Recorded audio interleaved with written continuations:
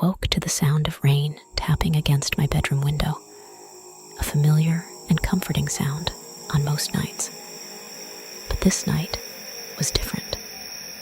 An eerie feeling crept over me as I lay in bed, my heart beating faster for reasons I couldn't yet comprehend.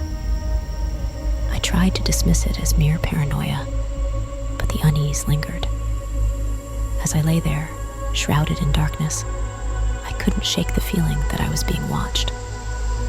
My eyes darted around the room, searching for any sign of movement, but I found none. I chuckled nervously at my own paranoia and reached for my phone to check the time. It was 3:33 a.m., a time associated with all sorts of superstitions and ghostly tales. Unable to ignore my growing unease, I decided to get up and investigate. The floorboards creaked beneath my feet as I made my way to the hallway.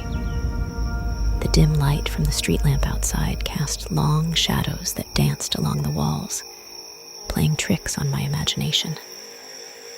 I made my way to the kitchen, hoping a glass of water would calm my nerves. As I filled a glass at the sink, I heard a faint whisper. It was so soft that I couldn't make out the words, but it sent shivers down my spine. I turned, expecting to see someone behind me, but the room was empty. Doubt continued to gnaw at me as I returned to my bedroom. Maybe it was just my imagination, I thought. But then I saw it, a figure standing at the foot of my bed, shrouded in darkness. I froze, my heart pounding in my chest.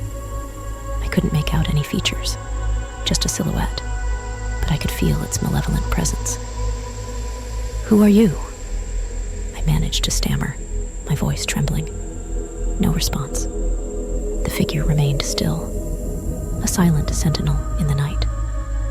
Panic washed over me, and I fumbled for the light switch, flooding the room with harsh brightness.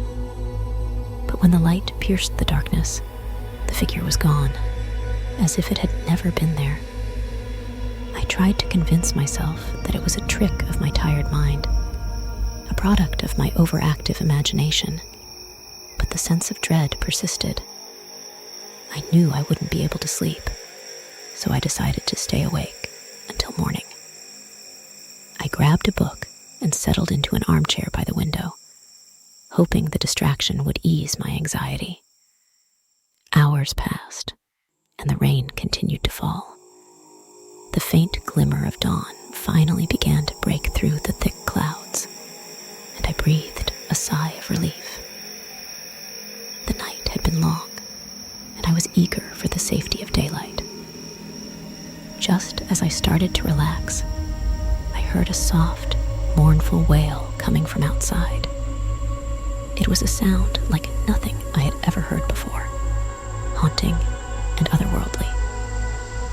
I peered out the window, trying to locate the source of the eerie noise. In the dim light of dawn, I saw it, a spectral figure standing in the rain-soaked yard, its long, flowing hair clinging to its translucent form.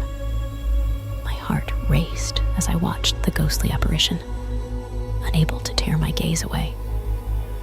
It seemed to be beckoning to me, its ethereal hand outstretched. Without thinking, I found myself drawn to the door, compelled to step outside and confront this otherworldly presence.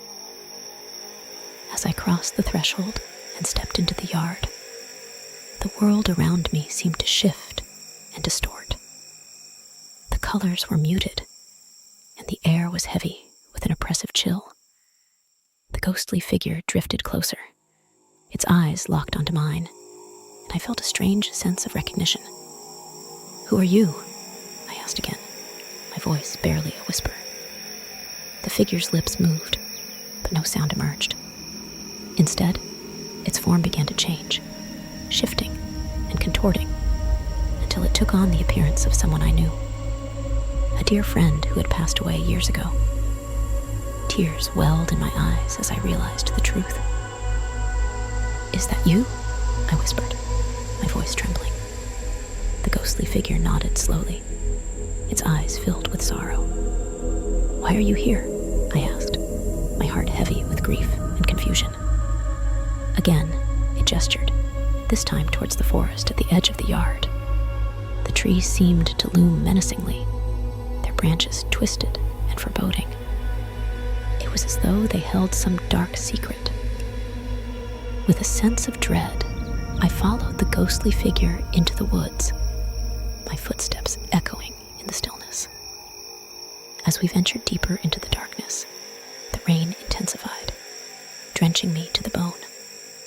The path became increasingly treacherous, and I stumbled several times, but the ghostly presence guided me, its hand never wavering.